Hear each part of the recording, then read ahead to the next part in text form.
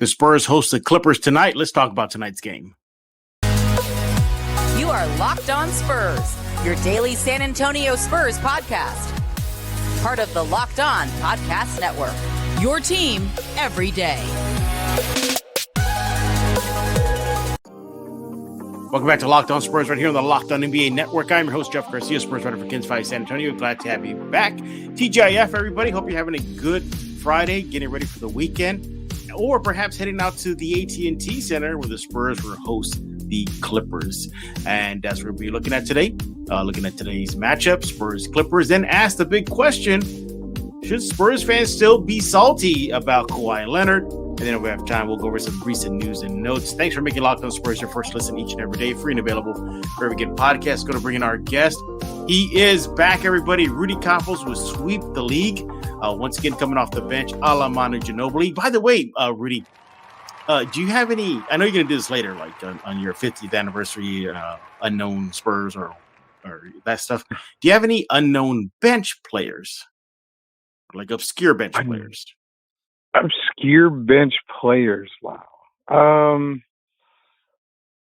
Good God, man. I mean, other than the ones like Caldwell Jones. Oh my God. That was a good one. We can also go as far as, like, we've mentioned Andrew Gaze before. He was an unknown bench. Mink Batir was a recent championship and he was a winner. good friend of Tim Duncan, wasn't it? They were like tight. Yeah, Mink Batir, yeah, definitely was. So, I mean, there's a few out there that are definitely obscure guys. Speedy Claxton coming off the bench, especially in the finals. Yep. So, yeah, there's a few of them out there. Technically, Tony Parker. He's not obscure, but he was a bench player to start his career. Yeah, he was, actually. He really was. I think Avery was still in uniform with Tony. Why does that ring a bell? Or no? No, because it was Antonio McDaniel. I mean, Antonio McDaniel. Or that's it. Daniel. That's right. All right. Well, we're going to make sure that Rudy has some obscure Spurs for later on the show. By the way, everybody, Rudy is a little bit short on time, so we're going to try to go through this as quickly as possible. And like I said, thanks for making Locked On Spurs your first listen each and every day. So, Rudy, let's dive into it.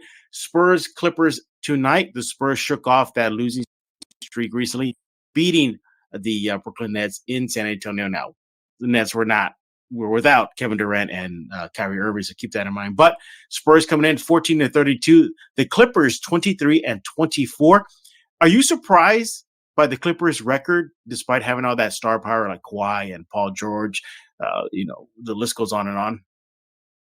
I actually am a little surprised. I mean, they are 8th in the West right now, sitting at 23-24, like you mentioned. But I'm still kind of surprised when you've got a guy who's a perennial MVP contender every single year in Kawhi Leonard. I know he doesn't play a whole lot of games, but when he does, it's always a difference maker. But not only that, you have Paul George, one of the better two-way players as well.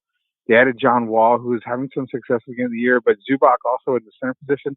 They've got a lot of talent. So seeing them at 23-24, it's kind of surprising, but then if you look below them, you've got teams like the Los Angeles Lakers as well that are still struggling to have the same, if not more, talent. So I don't know if it's just something the way the season is starting, but I think at the end they're still going to be in the playoffs. Yeah, I think there's still a team to be dealt with come the postseason or like the late season drive for the playoff positioning. Now, the Spurs and Clippers have faced each other twice this season. Spurs have lost both of them. So hopefully the Spurs can avoid a regular season sweep. You mentioned Kawhi Leonard. We're going to talk about him heavily in the next segment. But you brought up a point right now about him rarely playing. I literally forgot he was playing in the NBA at moments last year because this guy, is it safe to say he's damaged goods by this point in his career? I think if he's unable to participate in a full season or at least 3/4 of the season, I don't necessarily say it's damaged goods, but I think you're probably going to get a player who just is just going to be like that. I mean, not play the entire season. What good does it do for a team, especially if you're a guy who's, like I said, one of the, if not the best two-way player of the game, MVP candidate year in, year out when he does play. It's like teams are probably going to be scared for him after this. I don't see his contract going any further than this with the Clippers. In fact, he might even be dealt if he's going to continue to not play games. Yeah, you look at the Clippers, it's still a deadly team.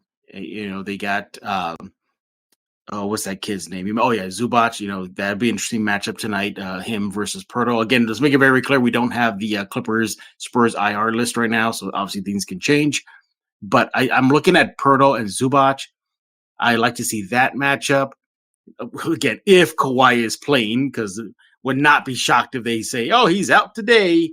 But if he is playing, I'm really interested in how the Spurs defend him. Jeremy Sohan and Kawhi Leonard. What about that matchup? Really good matchup. It's going to really test Sohan. I mean, again, we are all high on his defensive presence on the court. But guarding the guy like Kawhi is so tricky because he's so elusive with the ball, and you don't know which way he's going. He has a pull-up jump shot. He's a very good jump shooter. Even with a hand in his face, he can get to the basket. He's so crafty around the basket. So it'd be a really good matchup for Sohan to get his feet wet with a player like that. He's not LeBron James where he's super explosive. He's just really articulate when it comes to his game on the offensive end. So I'm really excited to see that matchup if it does happen. Yeah. And just some little things to watch out for during tonight's contest. The Spurs are 3-12 at home versus Western Conference team, while the Clippers are coming into tonight's game on a 5-game road losing streak. By the way, the Clippers are 4-10 on the road when they're trailing after the first period. I want to go back to that losing skid. That's a little surprising to me. Again, you look at the roster of the Clippers, you're thinking they got a lot of talent. Why can't they get it together? Is it the different rotations? Because Kawhi's out and then Paul George is out. Nevertheless, the Clippers are going to be a team to deal with tonight for San Antonio. The last game we saw Keldon Johnson really explode. That's the career high 36 points. The team will likely still be without Devin Vassell. How big is Keldon tonight? I mean, how big does he have to play? Keldon's got to have another massive game, and that's very important that you said that because he did have a career high 36 points. Well, what a lot of people want to see and what I want to see is the consistency from Keldon. You got 36. Hey, another night where you can get 25, 26, 27 would be fantastic. Get that little streak going of where we know your game's improved. So let's put it out on the court now. It's going to be huge to have him a big game. Not only that, Jakob's got to have a massive game as well. Not necessarily a lot of scoring, but he's got to be active on the board. He's got to get some blocks. He's got to play some really good defense because one thing that the Clippers do very well is with Paul George and Kawhi Leonard, if they both play, they get to the basket. So Jakob's got to make it a really big problem for them to score at the basket. I'm looking for Jakob. I'm looking for Keldon. And also the one guy that I'm going to mention, and he gets another mention on the show, is Trey Jones. They have really, really thin roster when it comes to point guards. John Wall is probably going to be out for that game. Terrence Mann should be starting. Not only that, Reggie Jackson. This is a matchup where Trey Jones should be able to dominate against the Clippers. Yeah, I'm glad you brought up Reggie Jackson because he seems to be a Spur killer. I mean, every time, whether it been his time in Oklahoma City and Detroit and now the Clippers, always a thorn on the Spurs side. Hey, Marcus Morris Sr., he's coming into town. The last time that happened, he was linked to San Antonio. The Spurs were all set, but to sign him, and then he reneged on the deal. Didn't it cost him Davis Bertans in a deal just to make space for him? Mm-hmm. So yeah. Perhaps Sohan wants to get a little chippy with Senior because last time we did it with Junior. So yeah. I'm glad you brought that up because I want to see if we can go 2-0 with Sohan against the Morris twins. Somebody's going to ask Sohan or Morris that ahead of the game or probably after the game about what he saw them to. You know what, though? Hey, kudos for Sohan to standing up to Morris Jr. because those Morris brothers, they have themselves a rep, but I've never really seen them tested, like that rep tested on the court, like if things get like a dust up. But I heard a lot of Spurs fans were saying like, oh, the Morris twins, they're just all bark, no bite. So Sohan definitely stood. And by the way, what do you think of Zach Collins? Was it me or I looked at him like he was just itching for fighting? Like he was just itching for a scrap. Like he's like, now's my chance. I'm going to let it all out. And he got in there and just threw a forearm at Morris Jr., Rudy. Yeah, Zach Collins, I mean, this is no shot. I mean, you and I, went to school in the 90s, high school and stuff. So he has that Zach Morris like haircut, and he's got like that Zach bully Morris. look. So he's got that bully look, so it's not surprising to me to see Zach Collins. Zach Collins is a very fiery guy. Even when he played with Portland, he doesn't take any S from anybody. So it doesn't surprise me at all to see him on the court like that. So if he wants to throw down, I'm more than happy to watch him throw down. All right, so let's go to give a prediction fast. How do you see tonight's game going down? The Clippers are on a struggle on the road. They're sitting at 23-24. It really depends on who plays against Clippers, but Spurs, they said they got a full roster. I think Kawhi and Paul George are going to be a little too much for the Spurs. I expect, like I said, big game out of Trey Jones. I think Keldon's going to continue. Jako's going to have a pretty good game, but I think it's just going to be too much of Paul George and Kawhi Leonard against the Spurs. So I'm going to sadly be taking the Clippers. I'm with you. I think it'd be a good game. I think it'd be competitive, but I think in the end, the Spurs' second half woes will kick in once again, as they always do, against a very, very tough Clippers team, if they are healthy. Again, we don't have the Clippers IR sheet during this recording. So, shocker, don't be surprised that Kawhi is like, oh, I can't play because my fingernails haven't been manicured yet or something like that. So, we'll talk about that. And speaking of Kawhi, we're going to talk about him in the next segment. Should Spurs fans still be salty about Kawhi Leonard? I thought the whole thing, time heals all. Is that true? We're going to get Rudy's thoughts on that right here on Locked On Spurs with Rudy Campos of Sweep the League. But I want to talk to you about LinkedIn Talent Solutions. As a small business owner or hiring manager, you know what success in 2023, that it just depends on team members that you surround yourself with. That's why you got to check out LinkedIn Jobs. With LinkedIn Jobs, you can hire qualified candidates and more efficiently by matching open roles with people who have the skills, values, experiences to help you achieve your goals. LinkedIn Jobs helps you quickly attract qualified candidates to your job openings with targeting tools. They go beyond the resume data by using insights from your job post, company, and their 800 to 75 million member profiles to put your post front and center in front of the most qualified candidates. Identify the most qualified candidates with LinkedIn Jobs and connect them fast and for free. LinkedIn Jobs makes it easy to screen and rate applicants based on your job qualifications all in one platform. It's why small businesses rate LinkedIn Jobs number one in delivering quality hires versus leading competitors. LinkedIn Jobs helps you find the qualified candidates you want to talk to faster. Post your job for free at linkedin.com/LockedOnNBA. LinkedIn.com/LockedOnNBA. Post your job for free. Terms and conditions apply. Autobots, roll out. We're back with Rudy Campos right here on Locked On Spurs. He is with Sweep the League, and he is the guy that I'm suspecting is still a little salty about Kawhi Leonard after all these years. So let's dive into it, Rudy. So, when Kawhi Leonard exited the Spurs, he became public enemy number one. That was a while back. It's not recent. He's already gone on to Toronto. He's been into the Clippers now. Spurs have moved on. We know what those picks turned into. Keldon Johnson, Yaka, blah, blah, blah. We know all that. Okay, but I thought time heals all, Rudy. Is that true in this scenario? Should Spurs fans still be salty about Kawhi Leonard? I'm just going to start off by saying I was very salty when he left and the way he left and that whole situation. But speaking for me and probably for a lot of Spurs fans, it's already over with. It's been done with. And I'm going to put it in a bigger perspective. Think about it. If he stays, look how many games he actually plays for the Spurs. He's not playing very many games with the Clippers. So I think you would have more pissed off fans seeing him play 40 games a year and that's it, rather than, he's gone, he's left. We were able to draft Keldon Johnson as that draft pick coming back from Toronto. Had some pretty good years with DeMar. We've got a great center with Jakob. So more good has come out of it for the trade with Kawhi. So saltiness, I think, is out the door. You don't hear much about it anymore. I think in the long run, we were lucky to have him to the time that he was here and that he was playing with the Spurs. And Finals MVP, brought another title to San Antonio. So I think you're right on that. Time heals all wounds. I'm going to disagree with you. I think Spurs fans should still be salty about this guy. The Spurs could have perhaps had an extra banner hanging by now. We could be at title number 6 with him still there. Now, everybody knows this. I think it set the franchise back. His exit set the franchise back. Now they're in the rebuild. Now they're looking for that franchise player when they had that franchise player. Those franchise players don't come often. You got to either get super lucky, which the Spurs did. Remember, they traded for the pick from Indiana to get him. So they got to be really lucky or they win the lottery. Robinson, Duncan, y'all know that stuff.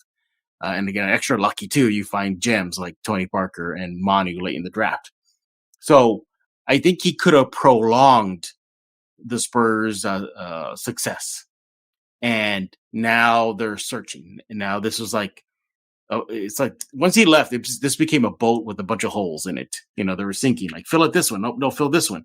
No, go with this one. Okay, we got DeJounte Murray. Great. Okay, now, we know we can't use him now. We got to pop him out, and more water comes to the ship, and trade him here. And I think Kawhi's exit was the ripple effect of all this. Now they're having to bottom out. Now they're having to get lucky, hopefully, and win the pick number 1 or pick number 2. Hopefully it's one of those two in the 2023 NBA draft. Really, I think Spurs fans should still be salty. I think they should. And then you hear this from fans say too that he dragged the Spurs in the mud. There's that. But then, Rudy, what about the argument that's saying like, well, technically he was going to be a free agent, and he kind of did the Spurs a solid because they got him something for then, and instead of just bolting completely. Yeah, I mean that's what I'm trying to say too. Is that you were able to get something for him. It may not have been the package deal that was rumored at the time for the LA Lakers. Trading Kawhi to LA. If that would have happened, that would have been a lot better. But the thing that Spurs fans got to realize is that he was going into free agency. Whether he signs with the Spurs or not, chances are really high that he wasn't going to sign with the Spurs. And that goes back into the mediocrity thing. If he stays in San Antonio and say he signs with San Antonio, you were talking about, fans are salty, and then you set the scene back, franchise back. But again, who's to say he plays more than 45 games a year? I mean, you're still looking at, 40 plus games where you have no idea if he's going to play. And you're looking at majority losses with the roster that you have. You don't have a Keldon Johnson. You don't have possibly a Devin Vassell. I mean, you may not have these guys if Kawhi Leonard decides to stay in San Antonio. So it's kind of a double-edged sword.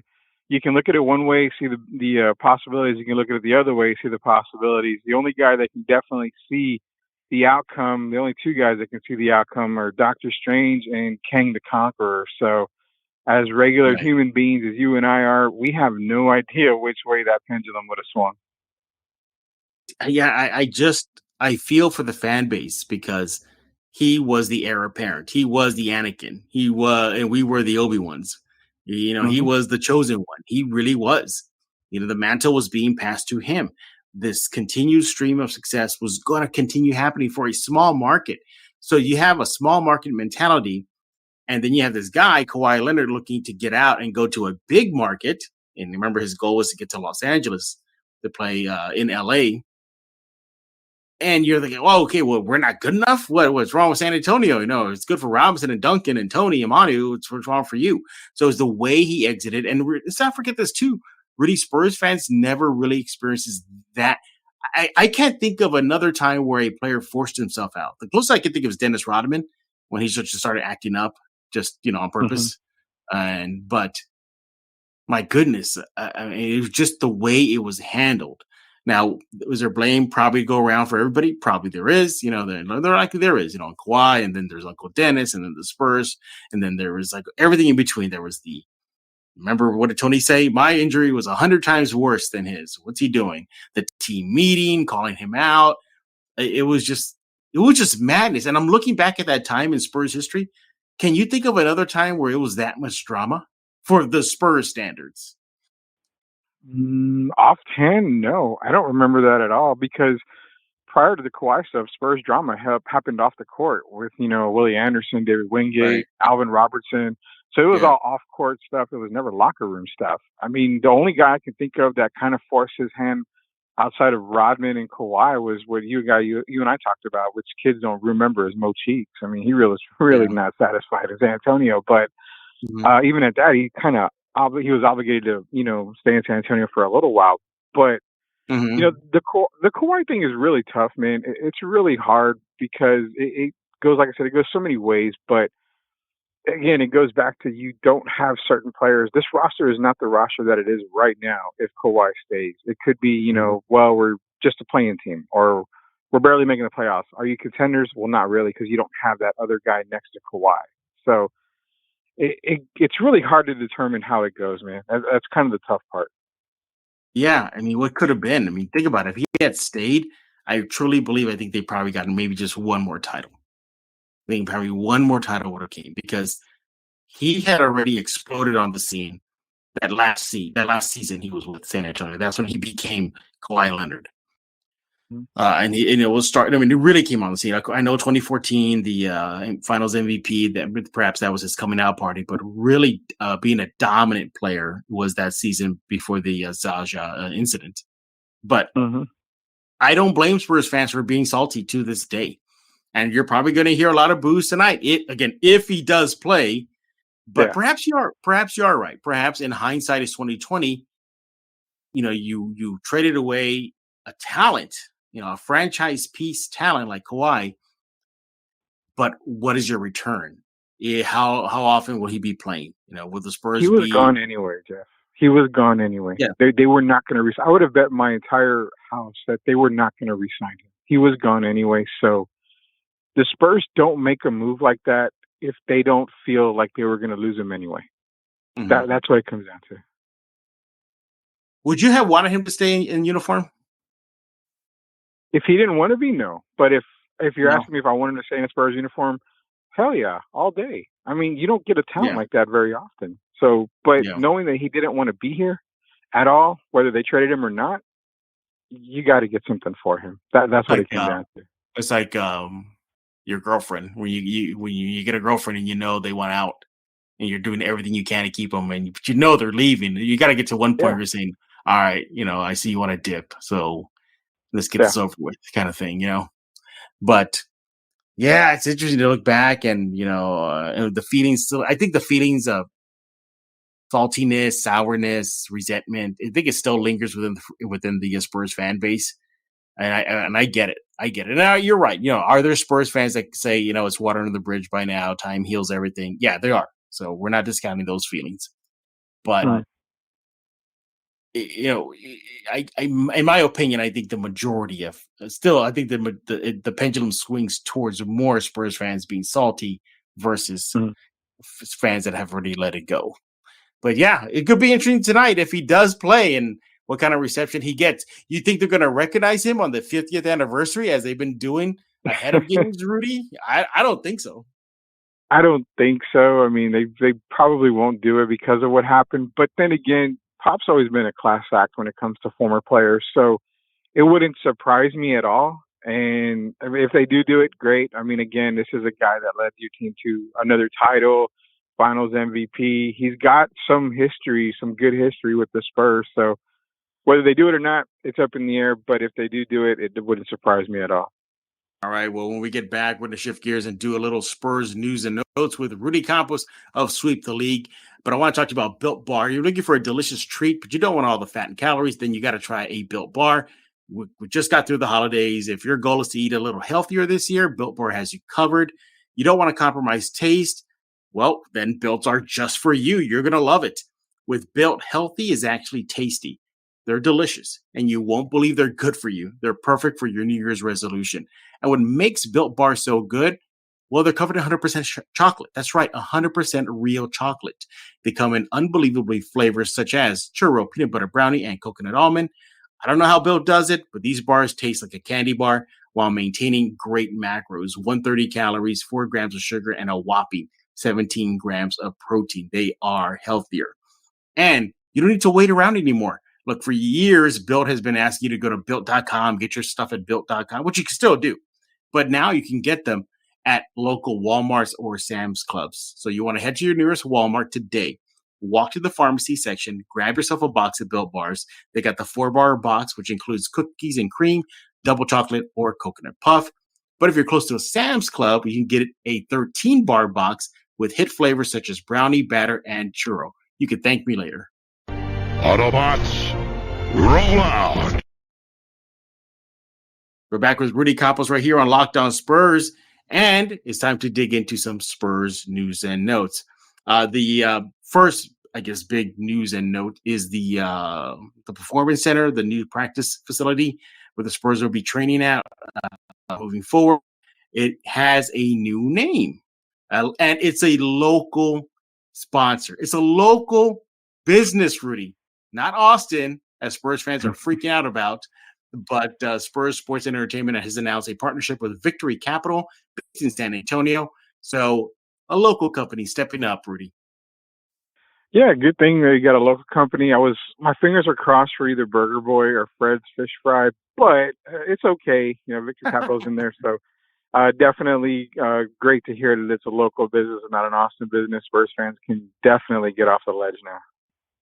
And in other Spurs news and notes, we want to just give a quick shout, or maybe not a shout out to Vegas, but more like, hey, you want to do overs again, Vegas? But BetOnline has released the NBA MIP, Most Improved Player Award race odds. And the two Spurs that were in the race for most of the season, Keldon Johnson and Devin Vassell, have been officially eliminated. Your thoughts, Rudy? Well, Devin doesn't surprise me at all. I mean, Devin being injured pretty much a whole year. Yeah, that one I get. Yeah, Keldon's kind of a scratcher, but again, it goes to what we mentioned earlier in the show. It's consistency. If he gets more consistent, if he's putting up some numbers that are really, really good, then he'll probably be back on the MIP radar. But for right now, I totally understand why. To be honest, Trey Jones, man, I mean, he's got to get more love. He's improved every single year, and he continues to improve game by game. Yeah, exactly. In other Spurs news and notes, and speaking of BetOnline also released some numbers, a study. They did some number crunching as far as which fan bases in the NBA complained the most on Twitter. Not shocking, Rudy. The Spurs fan base ranked in the bottom half of that study. Only 4% of the time do Spurs fans complain about games this season on Twitter. I'm not surprised by that. No, Spurs fans on Twitter, hey, it's Spurs Twitter, man. They don't complain about games. They complain about each other all the time. So now we would be ranked number one if it was, fan on fan crime, but not surprised at all. Spurs fans don't complain about games at all. And finally, the NBA has released the third returns of fan voting. So just to sum up, in the first returns, in the second returns, and now the third NBA fan voting all-star returns. Brace yourself, Rudy. No Spurs are named or listed. You know what? I'm going to contact the NBA offices and figure out what is going on. I've submitted my all-star votes already, and I've been voting for you every single day, Jeff. How are you not in the top 10? Well, because you're hoarding up all the votes. I think I re-looked at the list, and it's your name 1 through 10 for every position in the West. So way to go, Rudy. Oh, way to go! Yeah, I figured. I was that guy Elliot from Bedazzled. I think we joked about him on Twitter. Yeah, Elliot Richards. Yeah. That's your level of play. Yeah, that's your level of play. Hey, Rudy, before we let you go, give us those obscure Spurs names for the 50th anniversary. So we got a couple here. Like I said, I didn't have a whole lot of time today to think of names, but we were talking bench guys, man.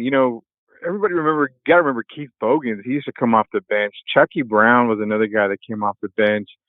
Antoine Carr from back in the day. Yes, sir. And then probably one of the most, I guess, talked about bench guys recently is Jonathan Simmons, man. Every Spurs fan had pegged him as that next guy to come in and just be fantastic. And I remember even radio personalities were pissed off the Spurs let him go to Orlando and let him sign that deal. And I'm like, it's just Jonathan Simmons. I mean, what did he do in Orlando? He didn't do anything. One guy even said he was going to be an all-star in the East when doing that. So can't forget Jonathan Simmons. And one guy I want to make mention, Dwayne Shinsis, man. I remember my first Spurs camp. He was there, and we were begging him to dunk the ball, and he dunked the ball. We were all happy. But shout out to Dwayne Shinsis and former Spur coming off the bench for a little while there. The late great Dwayne. Yeah. He passed away, didn't he? Yeah, he ended up passing away. Man. Yeah, and he was like one of those. Wasn't he a top 10 pick out of Florida? Was he a Florida guy? He was Florida, not a top 10 pick. Okay. I think he was the last pick or one of the last picks in the first round. Wow.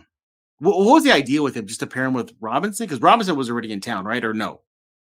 Yeah, we had David Robinson looking for a backup center, I believe, at the time, because if I'm not mistaken, we mentioned him earlier. I think that was around the Caldwell Jones backup center days. So he was already older in his years. I think Terry Cummins was still there. So, I mean, they needed a backup big man. I think Dwayne was a good fit. He just really wasn't very mobile. So that was his problem. I don't think after he left San Antonio, where did he land? Was it Minnesota? Wasn't it the Nets? I think it was the Nets. It was the Nets. Yes, you're right. It was the Nets. Yeah, he ended up. Then was the New Jersey Nets. So yeah, New Jersey. Wow, that's a good list going down the obscure players, as Rudy's always does. Hey, we're done talking. We want to hear from you.